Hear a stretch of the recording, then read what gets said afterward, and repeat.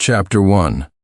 The day before the celebration party, to help her newly hired white moonlight pass his probation, my wife transferred my entire year's hard-earned sales record to him. In response, I simply handed her the agreement in my hand and urged her to finalize the divorce. My wife sneered and signed it without a second thought. "The entire company is my prenuptial property. You won't get a single dime after the divorce. It won't take 3 days for you to come crawling back to me begging for forgiveness," but as I looked at my wife's signature on the document, I almost burst out laughing, because what she had signed wasn't a divorce agreement, but a stock transfer form. I stared down at the stock transfer form in my hands, fighting back the urge to laugh out loud. Ever since we got married, Victoria Holloway had been extremely guarded with me, terrified I would take the slightest advantage of her. The house my parents left me had to be put in her name. The company we founded together, she had to be the majority shareholder. I thought she was just insecure, so I agreed to everything, giving in to all her demands. Over time, whenever I did something that displeased her, she would threaten me with divorce or my job. Later, for the sake of her childhood sweetheart, her white moonlight, she made me cover for him time and time again. I endured it, thinking she was just trying to repay the bond they once shared.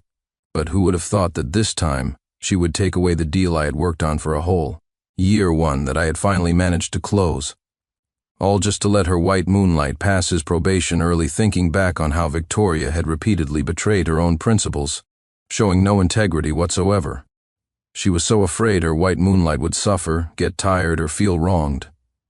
I finally understood that her heart was never with me. Now that the shares were in my hands, I wondered what kind of expression she would have on her face when she found out. Seeing me silent for a long moment, Victoria thought I had backed down. She lifted her chin slightly and said magnanimously, "I can give you a chance right now. As long as you apologize to Ethan Rhodes and help him complete this project, I'll pretend this never happened." I glanced up at her but said nothing. Ethan tugged on Victoria's sleeve, feigning distress. "Vicky, how could I dare ask Mr. Clark to apologize? Why don't you just give the project back to him? After all, a lot of clients at the company only recognize Mr. Clark.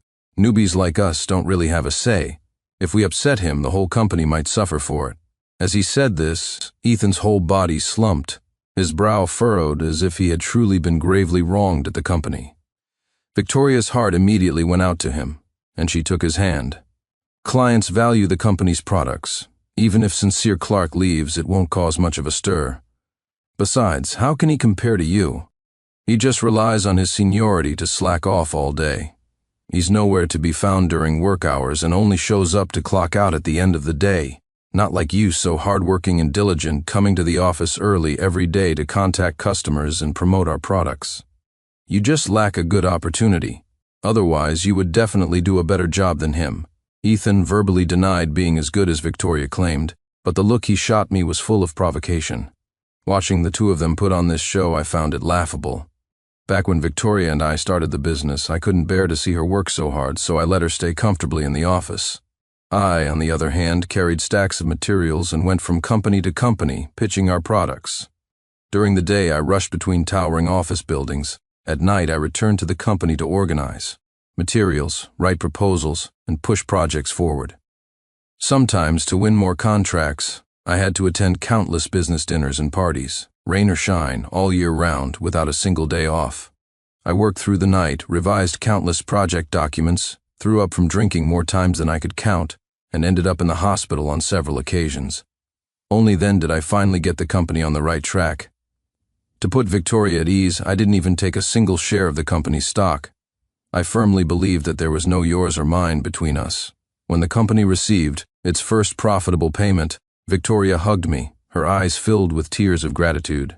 She said, "Sincere, you will always be this company's greatest contributor. I will never forget how good you've been to me." But now, even though I was doing the same thing as before, religiously going out to meet clients during the day and rushing to finish proposals at night, I had become a slacker, in her words. If this had happened a few months ago, I might have felt wronged. I might have argued with her, yelled, and desperately tried to explain myself. But now none of that was necessary. Seeing that I didn't react drastically to her words, a flash of doubt crossed Victoria's eyes. After a moment's thought, she said, How about this? I won't make things difficult for you. At the celebration party tomorrow, as long as you publicly admit that the credit for this project belongs to Ethan and you were just helping out, I won't make you apologize. I'll also consider withdrawing the divorce papers. How about that? Her arrogant posture made it seem as if she were bestowing a great favor upon me. Ethan instantly panicked. Vicky? Victoria looked at him and gave a subtle wink. Ethan immediately understood and turned to me, his eyes full of mockery. That's right, Mr. Clark. As long as you admit this was all my work, I won't make you apologize. We can still be loving and supportive colleagues in the future. I curled my lip into a slight smile. Got it. Chapter 2. I knew Victoria too well. In the past, whenever she wanted something but didn't want to ask for it herself, she would give a quick wink with her right eye for me to step in.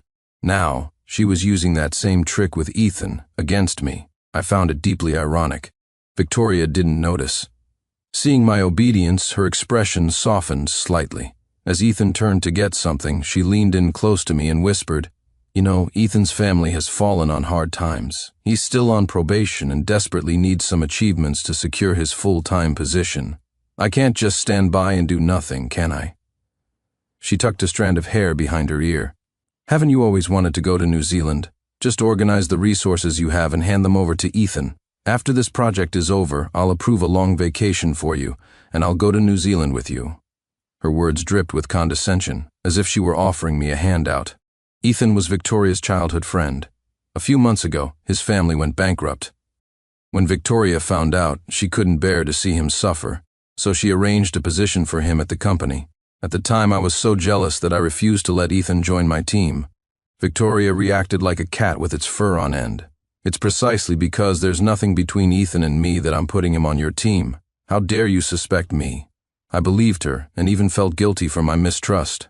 I quickly agreed to let Ethan take over a project I was managing. In his first week, he got the part dimensions wrong in the project proposal. This led to an entire batch of parts being scrapped and delayed the project's delivery date. In the past, when new employees made similar mistakes, Victoria would fire them without hesitation and pursue legal action to recover the losses. She always said the company was for making money, not for playing house and losing it. However, when it came to Ethan, Victoria came to me, trying to persuade me to take the blame. Back then, she had also said, "Ethan is already in such a pitiful state. We can't just stand by and watch him suffer, can we?" When I remained unmoved, she softened her tone.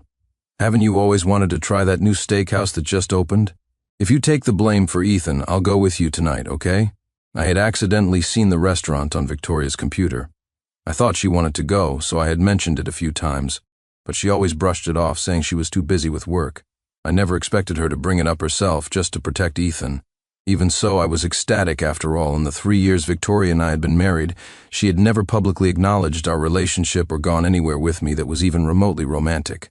I nodded and agreed without hesitation. That same day, Victoria issued an internal company announcement, placing all the blame on me, demoting me, and cutting my salary in half. When I demanded an explanation, she explained nonchalantly, "This is just to appease the gossips. Don't worry. Once this blows over, I'll find an opportunity to promote you again." I told myself it was all for the good of the company. I dressed up meticulously, waiting for our date that evening, but what I saw instead was the two of them, Victoria and Ethan, leaving hand in hand. She took Ethan to the very restaurant we were supposed to go to, a romantic, candlelit dinner complete with the elegant sounds of a violin. It was a kind of treatment I had never received. I called her, and her voice on the other end was impatient. "Ethan just started at the company and already made such a huge mistake. He's so scared and worried. I'm just taking him out to dinner to ease his mind so he can get back into a better work mindset." I tried to hold it in, but I couldn't. "But you promised you'd go with me." She was silent for a moment, then sighed slowly. "Sincere, can you please be more mature? Don't always act like a child who won't grow up. It's exhausting." The scene from back then overlapped with the present. Everything felt like a replay. Victoria always liked to make empty promises, but she forgot that if you make too many, no one will believe them anymore. I waved my hand dismissively. "We'll see." A trace of displeasure appeared on Victoria's face, and she was about to say something to me. Suddenly, there was the sound of shattering glass from the side. I turned to look. A stack of papers on the table was soaked with tea, and the floor was covered in glass shards. Ethan stood there, flustered. Vicky, I was just afraid you were thirsty and wanted to get you a glass of water. I'm so sorry, I didn't mean to. I'll clean it up right away." Saying that, he slowly bent down. Victoria rushed over. "Don't hurt your hands." Then she carefully cradled his hands in her own. "Your hands are for signing contracts and writing documents. How can you do such rough work?" She turned to me, frowning as she ordered, "What are you standing there for?" "Hurry up and clean this mess." Ethan stood to the side, a triumphant look in his eyes. I couldn't be bothered to deal with them. Ignoring Victoria's shouting, I turned and walked out of the room. Then, I found a quiet corner and dialed a number. "Mr. Sterling, I have the document. You can gather everyone now." There was a pause on the other end, followed by a hearty laugh. "Sincere, you're the man, all right. I'll contact them right away. See you tomorrow, Chapter 3. Mr. Sterling was one of the company's shareholders. Back when I was rushing around everywhere trying to find clients, Mr. Sterling saw my tenacity and decided to invest. Just last month, however, Ethan offended another one of the company's major clients. Mr. Sterling, having had enough, had HR fire him on the spot. The matter reached Victoria. Without asking for any details, she stripped Mr. Sterling of his authority and told him to go home and enjoy his retirement. A few days ago, Mr. Sterling suddenly contacted me, saying he wanted to team up with a few other minority shareholders to force Victoria out. He asked if I was interested in joining. I had intended to warn Victoria, to tell her to prepare a countermove. But then she insisted on giving the deal I had just worked so hard to close to Ethan. The final straw had fallen. I agreed. When I got home that evening, Victoria wasn't there. I thought for a moment and opened my social media app. Sure enough, just as I expected, Ethan had posted on his feed. It was a photo of Victoria's profile as she was driving. The caption read, "The beautiful boss is so thoughtful I just got a tiny scratch, and she rushed me to the hospital. Now she's taking me for a drive by the sea." Love it, love it. A crowd of people had liked it, praising Victoria as the world's most beautiful and warm-hearted boss. I sneered and tossed my phone aside. Right now, my mind was consumed with how to divorce Victoria quietly. Only then could I completely secure the company. My phone suddenly vibrated with a notification, interrupting my thoughts. I opened it. Ethan had sent me a photo. It was a picture of him and Victoria at the beach. In the photo, Victoria was nestled in Ethan's arms, a smile of contentment on her face that I had never seen before. A luxury car was parked not far behind them. I remembered that not long ago, Victoria had picked up the same model from a dealership. At the time, I thought it was a surprise she had prepared for me to celebrate closing the big project, so I pretended not to know. But I never saw the car after that. I thought I must have been mistaken. It turned out the car was real, and it was for a celebration, but I wasn't the one being celebrated. Then, Ethan sent a voice message, "Oops, my bad, bro. I sent that to the wrong person. Can't take it back now." Hearing that phony voice, I found it amusing. As a man, instead of competing with me openly and fairly to win, he preferred to use these petty tricks behind my back. It was truly nauseating. Although I no longer cared, I couldn't just let someone disgust me for free. With that thought, an idea struck me. I pulled out my marriage certificate with Victoria from the cabinet. The photo on it was the only one we had together. The difference was, unlike the one Ethan sent, Victoria in the certificate photo was expressionless, looking like she wanted to be a million miles away from me. When we took that photo, I thought she was just nervous, which was why her expression and body language were so stiff. Now I realized it wasn't that she couldn't be gentle or that she didn't like to smile, it was just that I wasn't the right person. I picked up my phone and took a picture of the marriage certificate. I sent it to Ethan. "See this? A marriage certificate. Legally protected. If I want to, I can claim my share of our marital property at any time. Understand?" Ethan seemed to be scared into silence and didn't reply for a long time. Just when I thought he had given up, my phone vibrated again. Ethan's voice came through the speaker. "Ah ha ha, you big idiot. That marriage certificate is a fake. You're trying to bluff me." I froze, looking down at the certificate in my hand. Fake? Well, that was just perfect. Chapter 4. When Victoria and I got married, our careers were just getting started. I had wanted to plan a romantic wedding for her, but she disagreed. She said, "This is a critical time for our business. We don't need to waste energy on trivial matters like that. If you really want to get married, let's just get the certificate." So we took a photo for the certificate. That evening, Victoria came back with 2 marriage certificates. I can still recall how I was grinning from ear to ear when I saw that little red booklet. I just never imagined that even this was a lie. I put the certificate away, a slow smile spreading across my face. Fine by me. This way I had absolutely nothing holding me back. On the day of the celebration party, colleagues I was friendly with came up to congratulate me. "Sincere, now that you've closed such a huge deal, is the boss going to give you a promotion and a raise? Don't forget about us, man. We won't be able to just call you Sincere anymore. Maybe we'll have to say Vice President Clark, ha ha ha." "That's right, VP Clark. Don't forget us when you're rich and famous." Ethan, standing nearby, heard this and sneered, saying pointedly, "What Vice President? Be careful not to laugh too loud now, or the slap in the face will hurt even more later." My colleagues looked at him, then at me, their faces full of confusion. I just smiled and offered no explanation.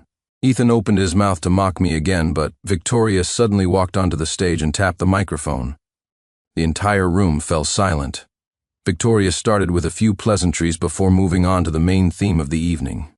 "I know everyone has worked very hard on this project, but there is one person who deserves the most praise. Without him, this project might not have been secured so quickly. For this, the company is promoting him to vice president and awarding him a bonus of $30,000. Her eyes sparkled, and her voice trembled slightly with excitement. "Now, let's give a warm round of applause to congratulate Ethan Rhodes." As Victoria finished speaking, a spotlight fell on Ethan. The crowd looked at each other in confusion, and the once enthusiastic applause became sparse and scattered. Ethan, completely unaffected, strode onto the stage, his expression filled with pride. "Thank you to the boss for her guidance and recognition. I will definitely work hard.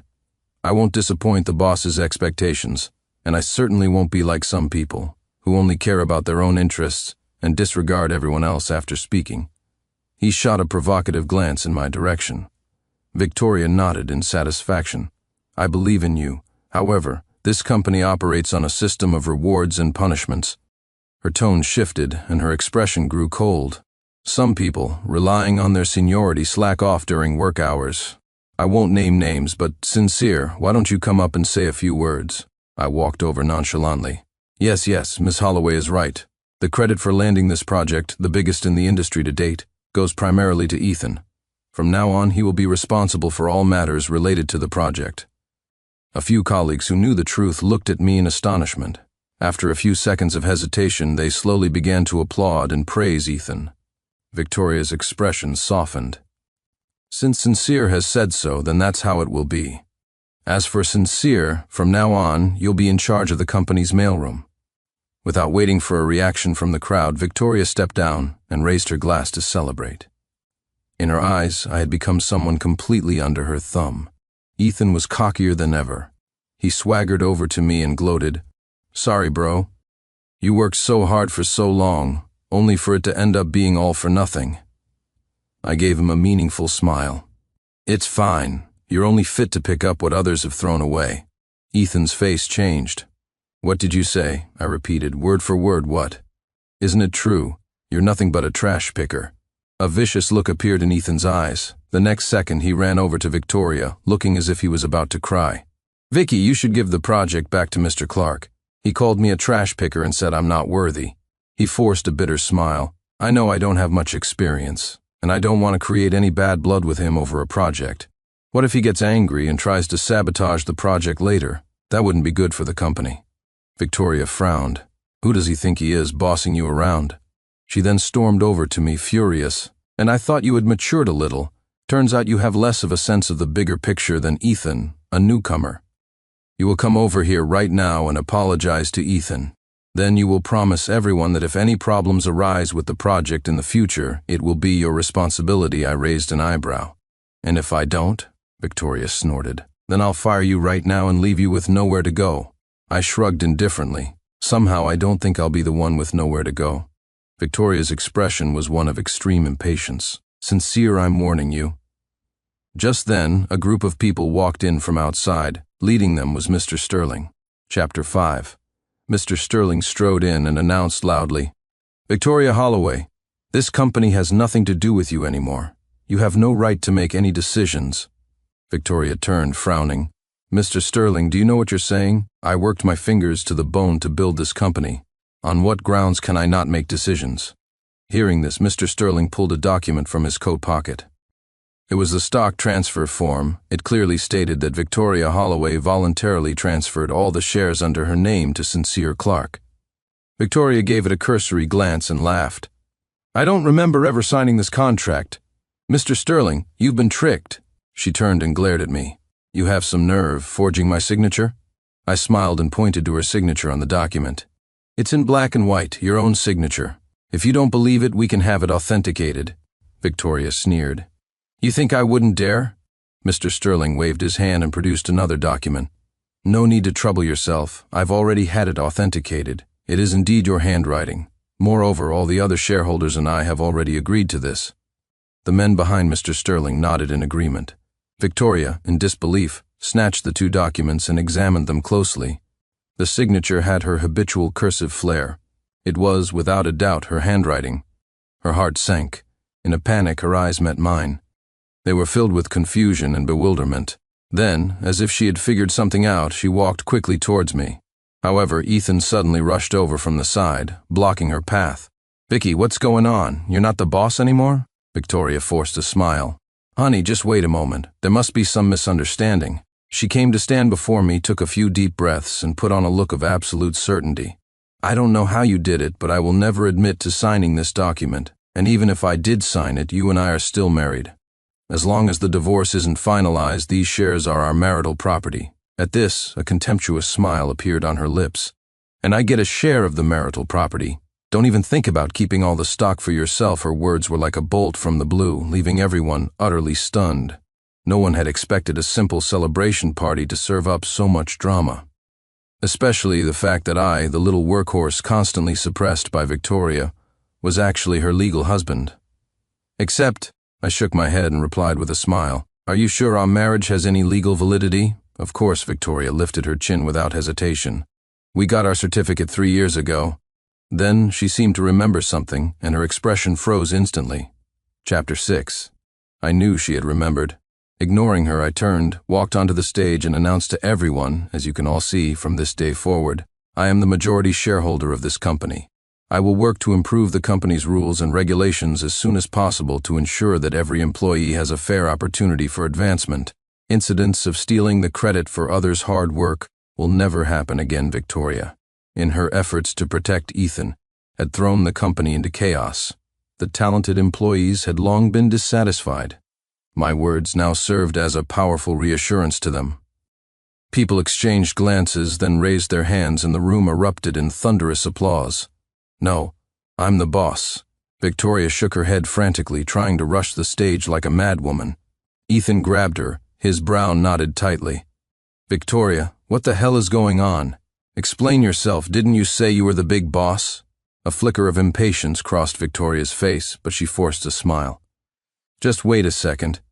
Ethan lost his patience and kicked her to the ground. Wait for what? If you don't explain, I'll beat you to death right now. If you hadn't told me you were the big boss and promised me the VP position, do you think I'd be happy working like a dog for you in this dump? Take a look at yourself. Who the hell do you think you are? Hurry up. Either give me the VP position or give me a pile of cash. Otherwise, I won't let you off the hook. Victoria lay on the ground, staring at Ethan in shock. Ethan had completely dropped his facade, his face contorted with rage as he waved his fist. Stop playing dead, give me the money. Now his fist landed heavily on Victoria's face. It instantly swelled and turned red. She screamed, trying to dodge his blows.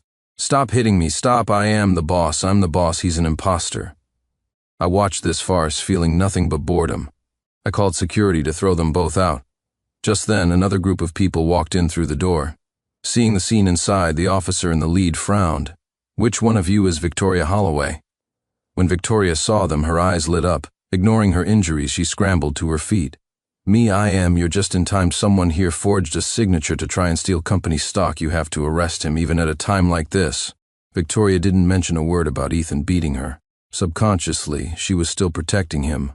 I watched her with a blank expression, feeling not a ripple of emotion. Mr. Sterling stepped forward with a smile and handed some documents to the officer. Everything is legal and above board. All procedures were followed. The officer nodded. This isn't our jurisdiction. Then, he turned to Victoria. "We've received a report that you've been embezzling a significant amount of company funds. You'll need to come with us." Victoria was dumbfounded, frozen on the spot. Hearing this, Ethan quickly backed away, trying to slip out unnoticed. The officer sensed something was wrong, moved swiftly, and subdued him.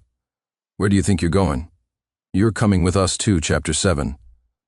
After Victoria and Ethan were arrested, I learned that not only had they used company funds to buy luxury cars, but they had also purchased several luxury homes and villas in Ethan's name.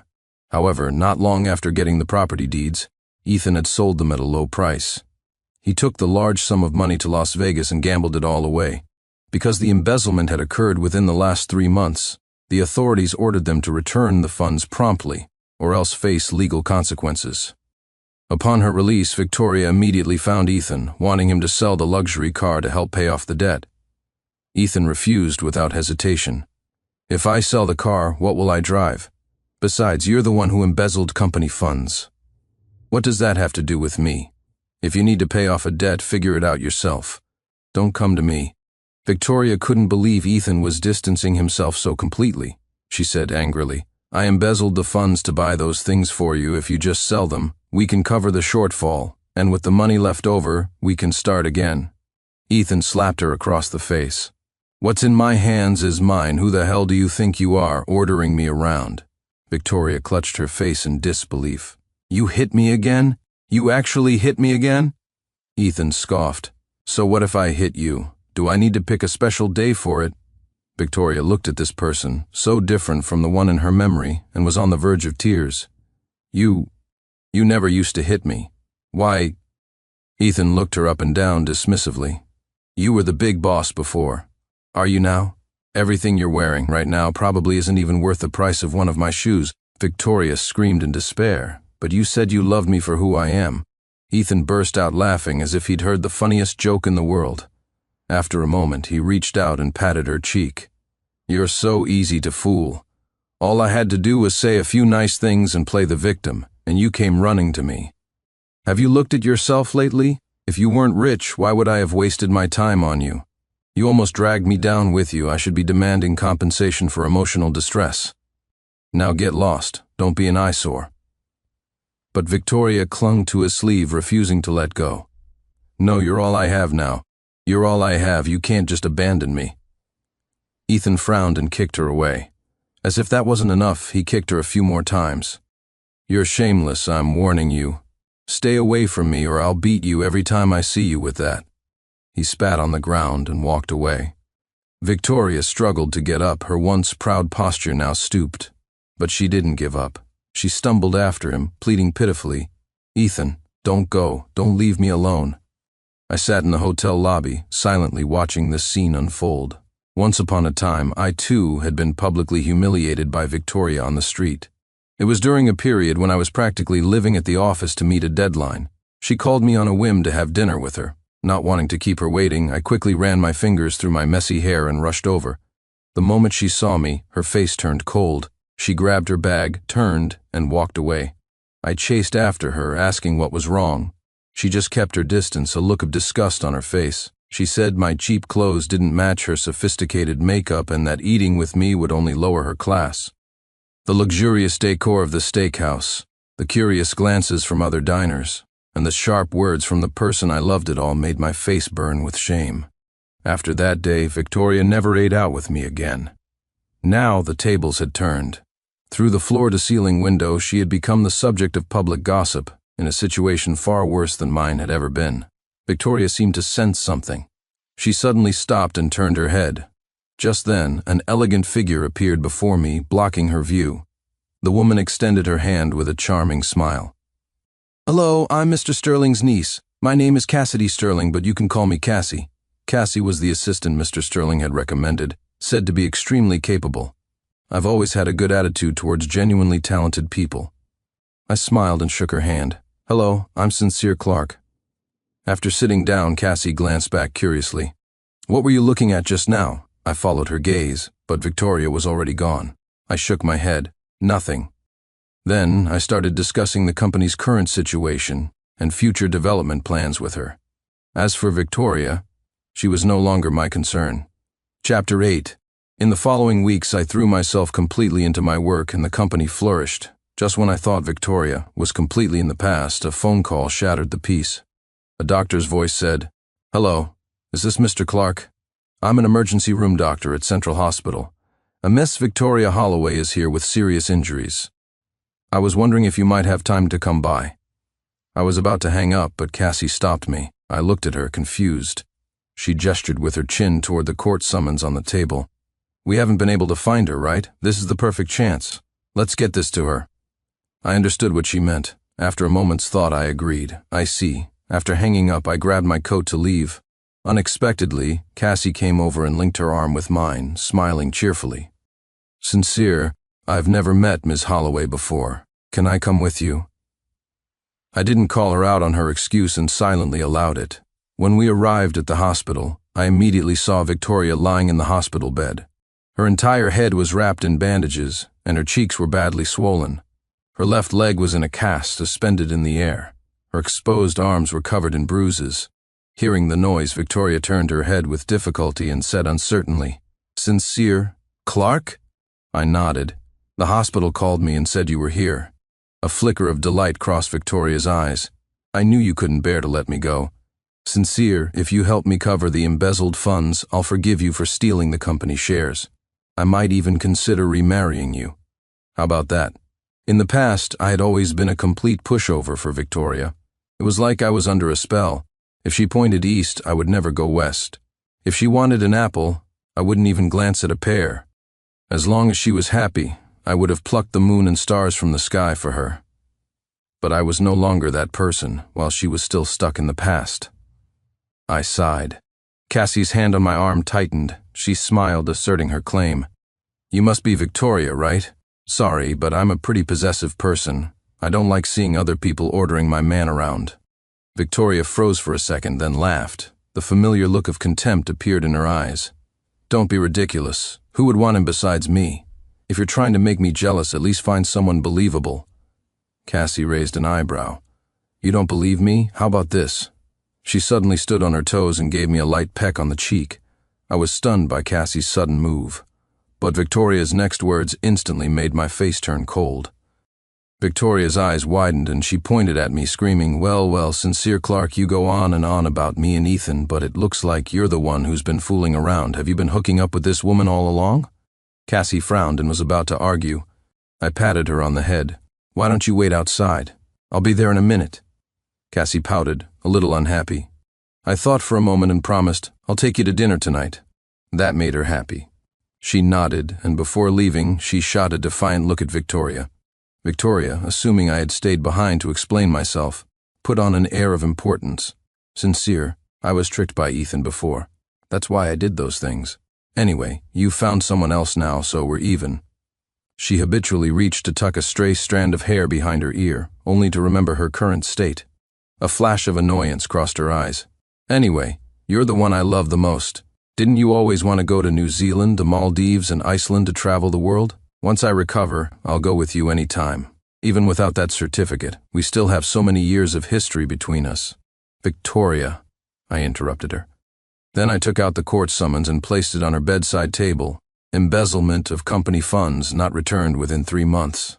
Forgery of official seals and documents to create a fake marriage with me, and obtaining the title to my house through fraudulent means. I watched her panicked expression. Finally, I gave her my most sincere advice. "Victoria, you should stay in there and reflect on what you've done." I opened the door to the hospital room. Cassie, who was standing outside, lost her balance and stumbled into me. Caught eavesdropping, she rubbed her nose in embarrassment. Then she pretended to be casual, peeking past me into the room. "Are you guys done talking?" I nodded and closed the door. Victoria's heart-wrenching screams were completely shut inside the room. Seeing how merciless I had been, Cassie was satisfied, a smile playing on her lips the whole time. As we were getting into the car, Cassie asked tentatively, "Do you want to go traveling?" I looked at her. She explained, "I was just asking. It's just, I have some places I'd like to go too." I smiled. "Okay, let's go together." At my words, Cassie's eyes widened. "Really?" Joy erupted from her eyes like starlight, fine and brilliant. I nodded. "If you'd like, let's go see them together." She covered her mouth, nodding vigorously. Then, as if afraid I hadn't seen, she shouted, "I do, I do." I looked in the car's rearview mirror. The past was speeding away behind us, and the future was right in front. The end.